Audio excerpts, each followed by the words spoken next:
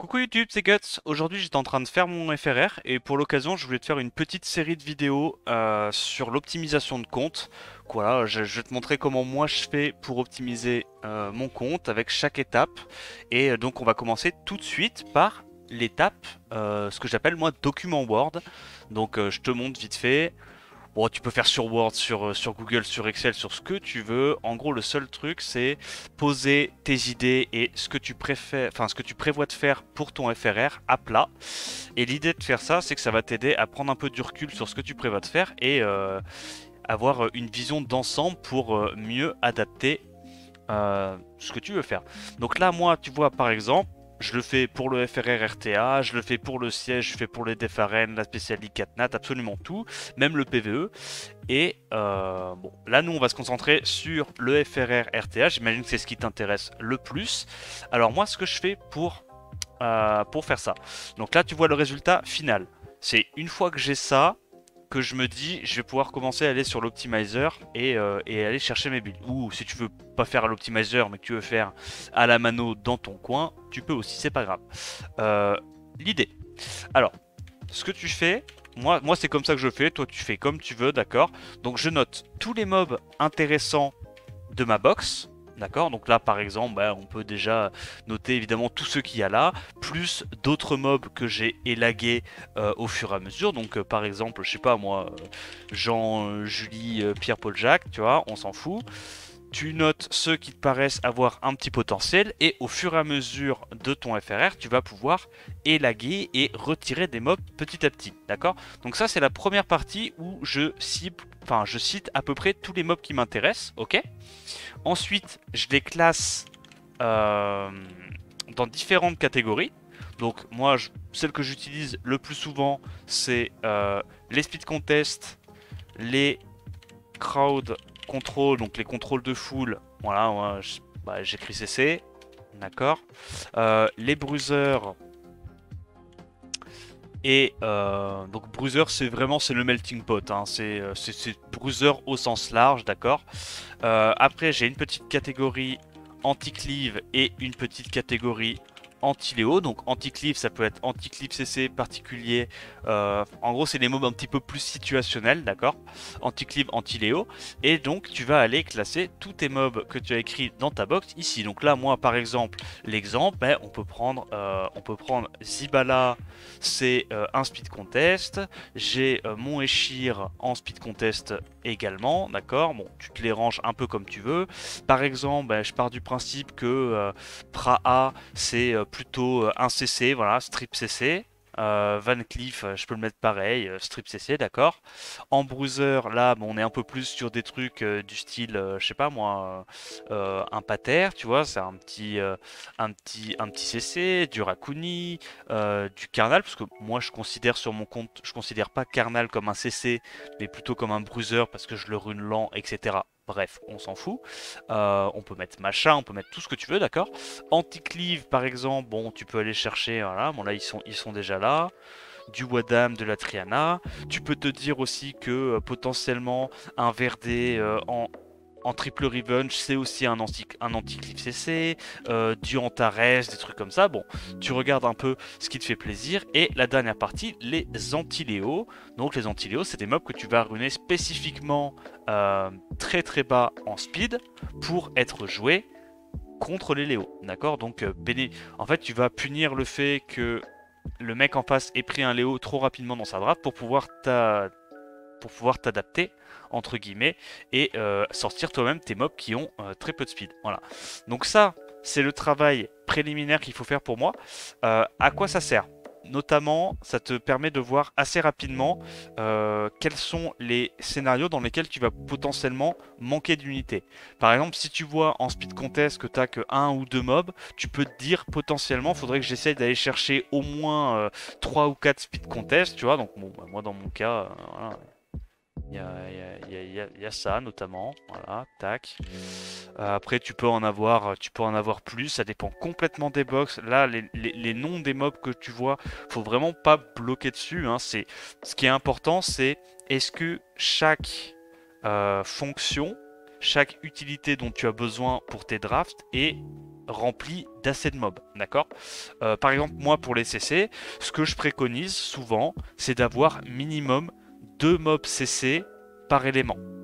D'accord, 2 CC par élément. Donc là, moi par exemple, ben, sur mon compte, j'ai, on va dire, Praha, j'ai Taor, j'ai Zibala, j'ai Shizuka, tu vois. Pour moi, Shizuka, c'est un CC également. Bon, Shizuka, ça fait à peu près toutes les fonctions, mais tu peux aussi la compter comme un CC. En mob vent, par exemple, ben, il y a Chongpong, Charlotte, Oliver, des trucs comme ça. En mob feu, il y en a un peu moins. En mob feu, j'ai Manx et qu'est-ce que j'ai de spécial hein, Tomoe. Tomoe, ça compte aussi comme un CC, tu vois. Tu peux faire du Manx, du Tomoe, du Okeanos, du John, Surfer Feu, du Carnal si t'es vraiment un psychopathe, mais moi je le joue pas comme un CC, je le joue comme un bruiser. Bref. Et en gros, grâce à ça, ça va te permettre de voir plus facilement, avec une vue d'ensemble, quelles sont les fonctions que tu as à chaque fois. Et par exemple, bah, tu peux aller regarder s'il y a des mobs que tu as en doublon, c'est-à-dire des fonctions doublons. Donc là, par exemple, on peut imaginer que dans la partie CC, tu as écrit Praha, Verad, Poséidon, n'importe quel mob CCO auquel tu peux penser, Taor, des trucs comme ça, hein, il y en a plein. Pareil en vent, tu peux imaginer un mec qui fait Sagar, Savannah, Chongpong, euh, comment elle s'appelle, Charlotte, Oliver, littéralement tous les CC vent qu'il veut. Ben, en faisant ça, tu vas pouvoir voir que en fait t'as trop de doublons, tu vois, ou à minima que ben, par exemple dans ces mobs CCO, dans cet exemple là, peut-être que il y a des mobs CC que tu vas pouvoir ruiner de façon différente, tu vois. Parce que là moi quand je mets crowd control, généralement je parle des mobs control assez rapides. Libre à toi de rajouter autant de catégories que tu veux. Par exemple, tu pourrais mettre un CC rapide, un CC lent, donc lent dans le sens tour 2 rebound.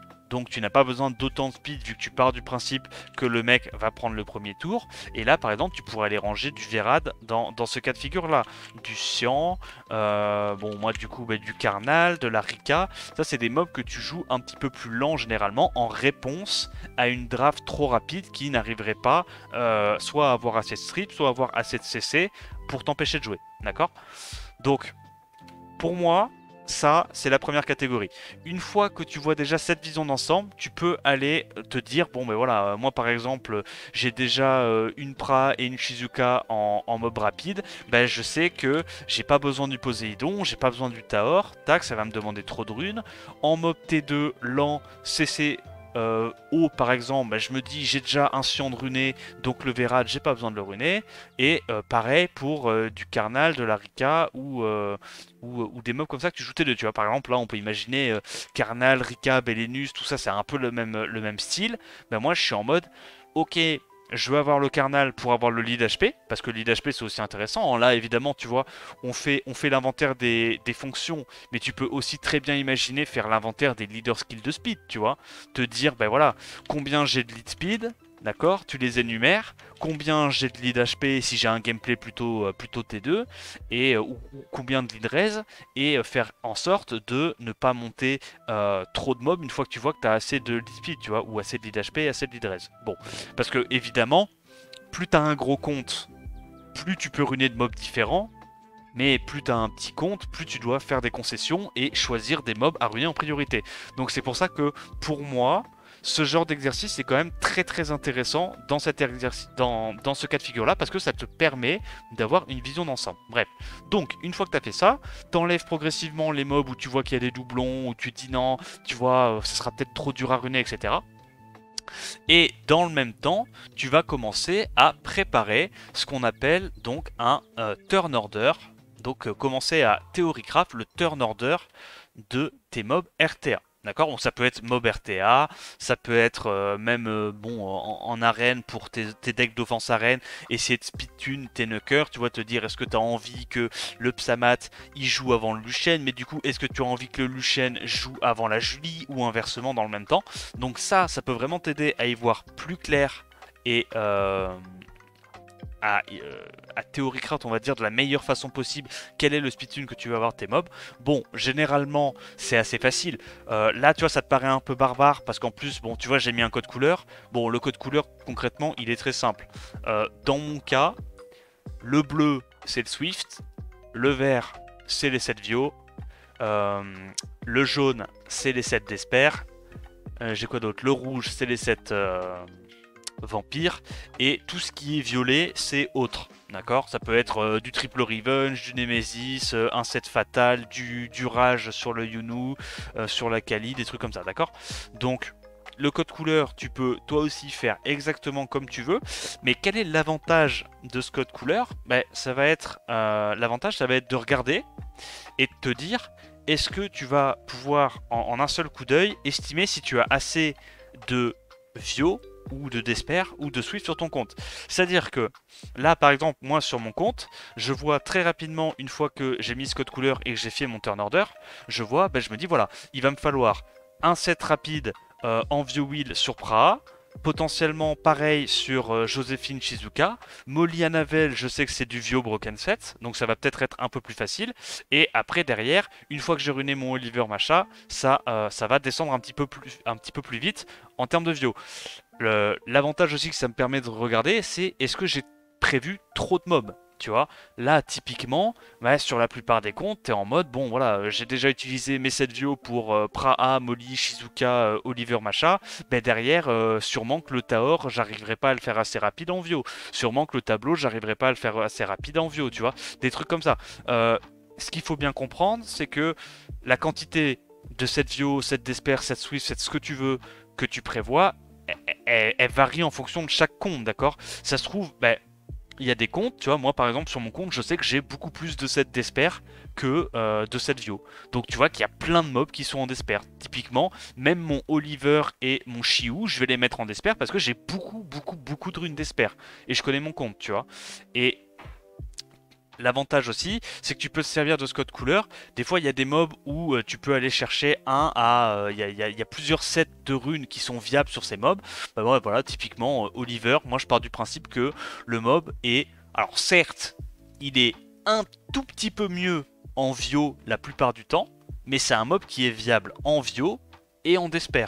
Tu vois, donc moi ce genre de mob je mets la double couleur, d'accord, et puis comme ça quand j'avance dans mon FRR après je me dis voilà bah oh j'ai plus de rune Vio, bah je vais aller taper dans du Desper, ou inversement j'ai plus de Desper, je vais aller taper dans du rune Vio, d'accord. Donc pour ça que tu vois il y a certains mobs où je mets un double runage parce qu'il y a plusieurs options possibles, tu vois. Bon, Daphne tu peux le jouer en Swift, tu peux le jouer en Vio, tu peux le jouer en double Nemesis Swift, tu peux le jouer en Fatal, en ce que tu veux, et c'est comme ça. Bref, une fois que tu as fait cet exercice, pour moi, tu vas pouvoir facilement savoir dans quel turn order tu vas vouloir jouer tes mobs, quels sont les 7 Swift que tu vas pouvoir runer. Moi, j'ai mis encore une fois un autre ordre d'importance dans mon cas de figure qui est que bah, les mobs en gras, c'est les ordres de priorité plus importants. Voilà, c'est priorité importante. Moi, c'est comme ça que j'ai l'habitude de faire, je les mets en gras. Ok, donc là par exemple, bah, mes 7 Swift, les mobs importants ça va être Zibala et Shir. Et pour moi, Etna, Wusa, Jamir, ça va être en second plan. Donc c'est les mobs que je runerai après. Les mobs importants en Vio sur mon compte, ça va être Praha, Molly, Shizuka, Oliver, Macha, des trucs comme ça, d'accord. Et même plus lent derrière, Xingze, Vanessa, les anti-Léo, Sren Verde et mon propre Léo, le Carnal, effectivement. Bref, tout ça pour dire que, vu qu'un FRR concrètement c'est allouer les meilleures runes disponibles aux meilleurs endroits, forcément tu vas devoir choisir des priorités. Qu'est-ce que tu runes en premier et qu'est-ce que tu runes pas, parce que tu peux pas tout runer avec tes meilleures runes, c'est pas possible. Ensuite, voilà, bon, les parenthèses c'est pour dire que c'est pas très important. Voilà, donc moins important ou alors slash optionnel carrément. Moi c'est comme ça que je fais, hein. Donc par exemple bah, je sais que ma Anavel, j'aimerais bien me runer une Anavel, mais est-ce que Anavel est plus important pour mes 7 Vio que de runer potentiellement une Macha, Joséphine, des Ritsu, des trucs comme ça? Bon, Voilà, je suis en mode peut-être que je pourrais pas, donc c'est pas grave, tu vois. Je me la note en option. Pareil, voilà, les Juno, les mailles, ces trucs comme ça. Ça dépend de ce que tu as envie de faire sur ton compte, ça dépend du compte de chacun, d'accord. On aura tous des priorités différentes en fonction de nos comptes, en fonction de nos façons de jouer, en fonction de nos runes, d'accord. Donc c'est pas grave. Moi je veux pas que tu te concentres sur ah oui mais Guts il a mis Oliver en Despair, il a mis Macha en Vio et important donc faut absolument que je rune ma Macha en Vio dans mes premiers sets. Non, c'est pas ça. Moi ce que je veux juste t'aider à comprendre et c'est simplement genre t'aider à faire ton FRR plus facilement, c'est apporter, voilà, je te partage ma méthodologie, comment moi je fais, d'accord. Il y a aussi un truc que je fais des fois, c'est que je mets en italique mes lead speed. Voilà, parce que moi sur mon compte, ben, comme j'ai pas Moore, je galère un petit peu à ça, parce que je dois monter forcément d'autres leader skill speed que je ne jouerais pas normalement si j'avais Moore, d'accord. Donc bah, voilà, hein, moi je le fais. Donc là je l'ai pas fait ce coup-ci parce que bon, j'ai pas, là, j'en avais pas besoin, mais voilà, donc tu peux surligner, enfin mettre en italique par exemple tous tes leader skills de speed, et tu vois qu'il y a des mobs par exemple comme Samat que je monte quasi exclusivement parce que j'ai besoin d'avoir une autre option leader skill 33 au cas où on est dans un scénario avec un speed contest de fou furieux et que le mec a pris du lead 33, il m'a pris Oliver, il m'a pris Vanessa, qu'est-ce qu'il me reste? Il me faut forcément un Psamat, tu vois, si je vois que je suis bloqué dans la draft ou quoi. Donc voilà, c'est aussi un truc que tu peux faire. Évidemment, c'est qu'une façon de préparer son FRR ou son optimisation de compte. Tu peux faire ça de manière différente, il n'y a pas de souci. Mais tu vois quand même que une fois que tu as ton document final, bah, tu as la liste des mobs que tu vas runer, leur priorité dans les runages, le turn order dans lequel tu vas jouer, les sets que tu comptes leur mettre, donc ça te permet du coup de savoir si, ben voilà, est-ce que tu vas t'emmerder à essayer de runer un cinquième mob en Swiss alors que tu sais que tu n'as plus de rune Swiss à partir du troisième, tu vois ce que je veux dire. Donc ça va te permettre d'y voir un petit peu plus clair et derrière de pouvoir optimiser ton compte de manière plus importante. Je vais te donner juste évidemment la base lorsque tu fais un turn order. Parce que c'est vrai que pour les gens qui n'ont jamais fait ça, ça paraît peut-être un peu compliqué. Alors je vais t'écrire quand même juste de base ce que généralement on fait. Alors merde, comment je me suis démerdé pour faire ça? Alors, tu sais quoi, on va faire ça. Moi je suis pas un expert de l'informatique, c'est pour ça que c'est pas gigabo. Je sais qu'il y en a qui font ça par exemple avec des Google Docs où c'est super stylé, ils mettent les icônes des persos et tout sur un fond blanc, enfin tu sais dans un tableau, c'est trop beau.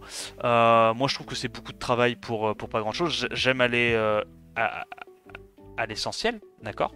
Donc turn order, ce que tu vas retrouver dans ton turn order, généralement, d'accord, généralement, en premier, c'est... Donc je disais, en ce qui concerne le turn order, donc évidemment on va commencer par les speed contests, donc on peut imaginer des boosts ATB, des strippers, des resets, bon, il y a plein de sortes de speed contests.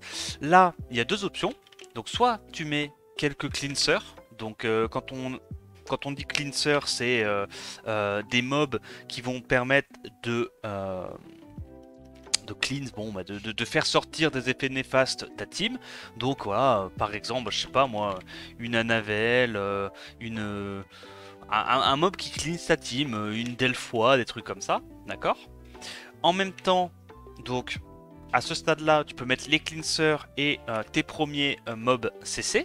Donc pour pouvoir cesser quelqu'un, il faut d'abord qu'il y ait des strippers, d'accord. Donc ceux qui vont enlever le buff wheel de ta team, enfin de la team adverse. Ensuite, une fois que tu as enlevé les strippers, tu mets les mobs qui contrôlent. D'accord. Ensuite, tu peux encore mettre notamment les mobs qui setup le break def. Donc ceux qui posent le break def. Donc on appelle ça setup break def. Et en dernier, tu peux mettre tes knockers, donc ceux qui tabassent, d'accord. Ceux qui tabassent. Donc là, tu peux mettre, voilà, donc on peut mettre cleanser slash buffer, hein, par exemple buff attaque, buff wheel, un Wusa, une Fran, des mobs comme ça, tu peux les faire jouer notamment avant tes knockers. Il y a plusieurs options, donc soit tes buffers, tu les mets avant tes strippers, avant tes mobs CC, soit tu les mets juste avant tes mobs qui commencent à faire des dégâts, donc tes knockers ou tes setup relief. Il y a vraiment plein de façons de faire, hein, honnêtement. Mais ça peut te donner déjà une première idée de ce que tu as envie de faire. Donc voilà, les knockers, là tu as les bruiseurs lents, et puis logiquement le dernier c'est Léo, tu vois, parce que Léo il a besoin de 0 de speed, et c'est pour ça que après voilà, tu trouves les mobs entre deux et tu regardes où est-ce que tes mobs sont censés s'intercaler. Voilà, donc j'espère que cette première vidéo t'aura été utile. N'hésite pas à me dire ton pensé dans les commentaires, liker, t'abonner à la chaîne. Il y aura d'autres vidéos. La prochaine vidéo portera sur comment setup son Summoner's War Optimizer de façon efficace pour avoir un FRR plus facile à faire. Voilà. Allez, ciao ciao.